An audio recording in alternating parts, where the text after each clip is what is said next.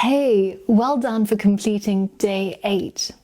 Now, somewhere along this journey, you will feel a dip in your motivation. It might happen around now, it might happen later. But what you got to think about is what really motivates you. Why are you doing this? What is learning this skill going to do for you? What is it going to do for your family? It might be that you want to get a better paying job. It might be that you just hate your current job and you want to do something that you actually enjoy, like programming. Or maybe you want to start your own business and you need the skills to be able to build the product that you're going to sell. So have a think about what drives you, why you're doing this. Write it down on a piece of paper, put it up on a wall so that you can see it every day when you wake up.